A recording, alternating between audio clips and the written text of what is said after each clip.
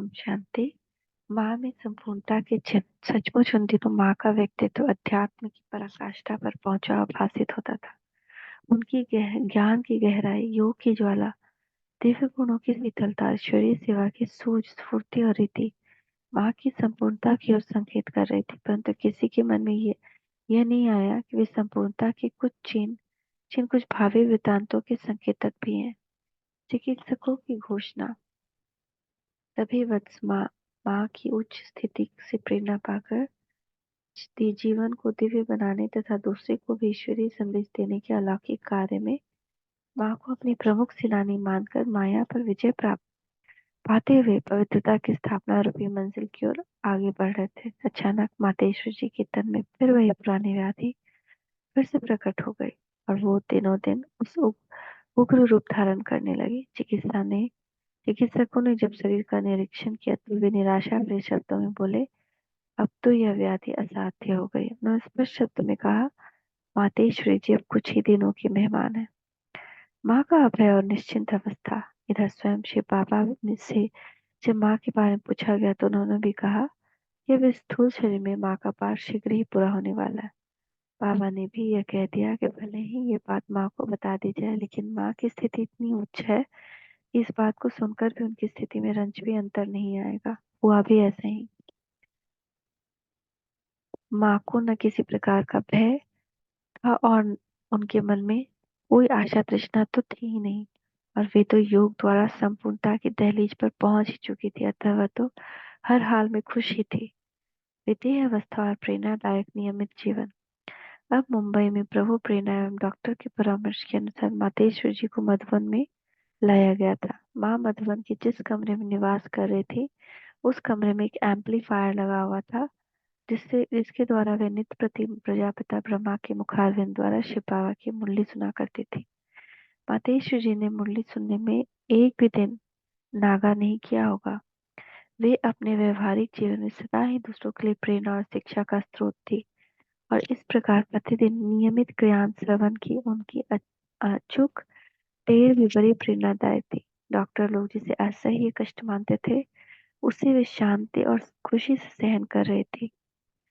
यद्यपि व्याधि शरीर को अब अपने शिकंजे में लिए हुए थी, तथापि मातेश्वरी साक्षी अवस्था में स्थित थी, जिससे स्पष्ट था कि वे विदेह अथवा शरीर स्थिति में थी।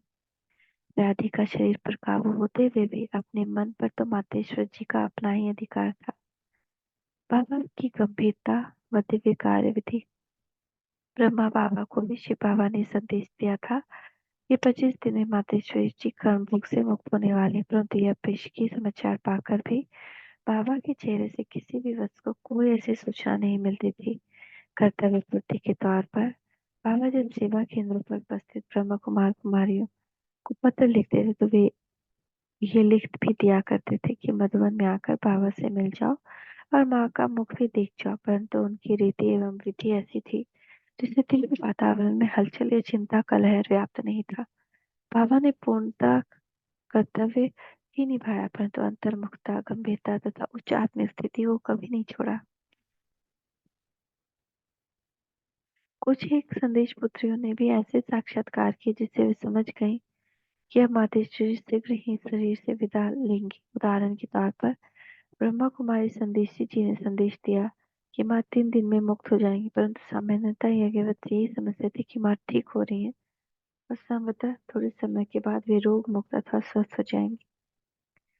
व्याधि और शरीर उपाधि से विदा की घड़ी निकट। आज बृहस्पतिवार था, जिसे सतगुरुवार भी कहा जाता है। ब्रह्मा कुमार प्रकाश मणि जी ने मुंबई में अमृत वेले योग अवस्था में देखा कि मातेश्वरी जी को अधिक तकलीफ है और वह जा रही है। यह देखकर उनका किंचित विचार चला और उन्होंने मधुबन में फोन पर समाचार पूछा। तब उन्हें भ्राता ऋषि किशोर जी ने कहा कि माँ तो कहती है कि मैं ठीक हूँ, परंतु मैं समझता हूँ कि व्याधि उग्र रूप ले गई है। आप आए तो अपने साथ ऑक्सीजन लेते आए। इससे ब्रह्म कुमार प्रकाश मणि जी ने समझा कि अवश्य स्थिति गंभीर है। उससे एक दिन पहले सायंकाल को बाबा भी मातेश्वर जी की को काफी देर योग दृष्टि देते रहे थे, और आज भी बार बार बार माँ के कमरे में जाते थे और योग द्वारा मातेश्वर जी को एक प्रकार से मदद दे रहे थे। बाबा ब्रह्म कुमारी संतरी जी को भी बार बार भेज रहे थे कि माँ को देख कर आओ। उस दिन ब्रह्म कुमारी पुष्प शांता जी ने भी मुंबई में ध्यानावस्था में माँ को एक सफेद चादर में लिपटे हुए देखा था। वत्सोय के निवासियों से मुलाकात। आज बृहस्पतिवार तो था ही। बृहस्पतिवार को मातेश्वर जी वत्सों से मिला करती थी और उन्हें टोली दिया करते थे। इस बार भी सभी वत्स एक पंक्ति में बांधे एक दूसरे के बाद माँ के वरद हाथों से स्नेह और पवित्रता भरी टोली लेने आ रहे थे। उन्हीं दिनों मधुबन के बगीचे में अंगूर के गुच्छे उतारे गए थे। बाबा मातेश्वर जी के हाथ में अंगूर देते जा रहे थे और मातेश्वरी सबको योग दृष्टि से देखते मुस्कुराते और प्यार करते अंगूर देती जा रही थी। वत्सों के बाद यज्ञ के माली मिस्त्री इत्यादि ने भी आज माँ के हाथों से प्रसाद पाया। पहले तो सदा बाबा भी टोली दिया करते थे परंतु और माँ भी, परंतु आज बाबा माँ के हाथ में दे रहे थे और माँ स्वयं वत्सों को टोली देती जा रही थी। अवश्य इसमें कोई रहस्य समाया हुआ था। उस दिन मधुबन सेवा केंद्रों में भी काफी लोग आकर रहे हुए थे, अतः टोली लेने वाले की पंक्ति बहुत बड़ी थी और सबको टोली प्रसाद देते देते ही काफी समय लग गया, परंतु माँ की आकृति प्रकृति से और उनके कार्यकलाप से बिल्कुल भी भाषित नहीं होता था कि आज विश्व इतिहास में एक बहुत बड़ी घटना होने वाली है। बल्कि उनका मुख आज भी बहुत ही कांति युक्त दिखाई देता था। सभी लोग माँ से मिलकर और उनसे प्रसाद लेकर ही अपने अपने स्थान के ओर प्रस्थान करने लगे। माँ ने आत्मबल, मनोबल अथवा नियंत्रण शक्ति इतनी जबरदस्त थी कि शरीर के असह्य कष्ट को वह ऐसे छिपा लेती थी कि जैसे कुछ हुआ ही ना हो। घंटों तक वह योग युक्त अवस्था में स्थिर रहकर सभी को योग शक्ति का वरदान देती रही और मातृवत मौन स्नेह भी व्यक्त करती रही। अंतिम विदा। अब मध्यातर काल आफ्टरनून था। सब लोग अपना भोजन इत्यादि भी प्राप्त कर चुके थे। यज्ञ का दैनिक कार्य भी प्राय प्राय हो चुका था। अब मातेश्वर जी को ऐसा महसूस होने लगा कि अब अंतिम विदा लेने का समय आ पहुंचा है। इस नाटक में एक ऐसी अद्भुत व्यवस्था है कि माँ सबसे दिव्य एवं विधिवत मुलाकात तो कर चुकी थी। अब उनका आत्मन विश्व की व्यापक सेवा के लिए अशरीरी होने को आतुर हो रहा था। मातेश्वर जी कुछ इस प्रकार चिन्ह प्रकट होते देखकर तुरंत ही बाबा को सूचना दी गई और बाबा क्षण भर में ही मातेश्वर जी के पास पहुंचकर उन्हें अत्यंत प्रबल योग शक्ति देने लगे। आखिर भाभी को जो मंजूर था वही हुआ। मातेश्वर जी अपनी काया कलेवर को त्याग कर देह मुक्त हो गई। इस प्रकार विश्व के इतिहास में 25 जून 1965 को एक अत्यंत महान आत्मा का जगदम्बा सरस्वती नाम से सर्वज्ञात कर्तव्य साकार रूप में समाप्त हो गया और माँ के मुखारविंद से जो मधुर गहन अनमोल ज्ञान के स्वर निकलते रहे वे यादगार रूप बन गए और माँ की सृष्टि मंच पर अपने दिव्य कर्तव्यों की एक ऐसी अमिट छाप डल गई थी जिसके कारण वह अमर हो गई।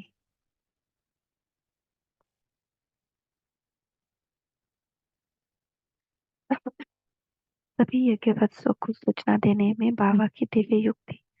सभी यज्ञवत्सों को तो क्षणांश में ही यह समाचार मिल गया।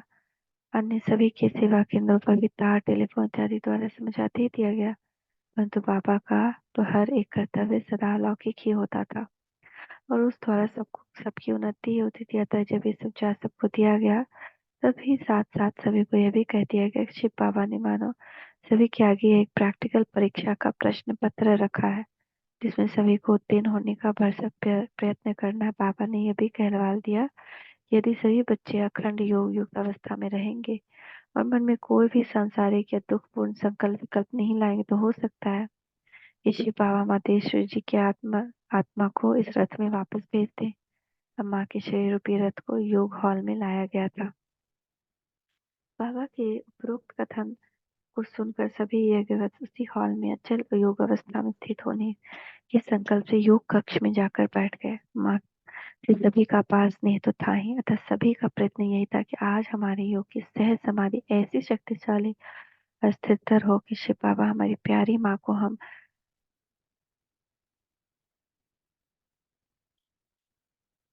नन्हे मुन्ने बच्चों के बीच फिर से भेज दें।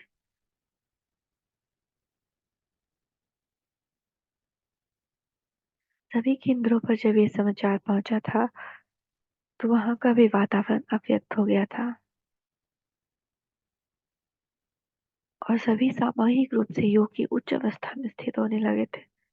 कहीं भी ऐसी कोई हलचल, कोई शोक, कोई बोल मृत्युलोक की इस घटना का कोई चिन्ह, किसी अत्यंत स्नेह के देहावसान के कारण कोई विलाप, मुख पर अपनी अति प्यारी माँ से बिछुड़ने की कोई रेखा, नैनों में कोई अनमोल चीज खो बैठने संबंधी कोई मौन इशारे, कुछ भी तो नहीं था। लेकिन ये सभी उस योग की साधना में लीन हो गए थे, अथवा इस योग ने इनका हरण कर लिया था। और यही तो बाबा की युक्ति थी।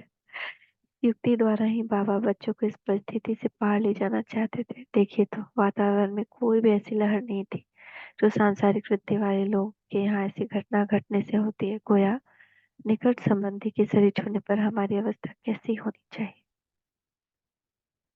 तो कल जानते हैं, सुनते हैं पहले ही वत्सों को कैसे बाबा ने तैयार किया। ओम शांति, शांति, शांति।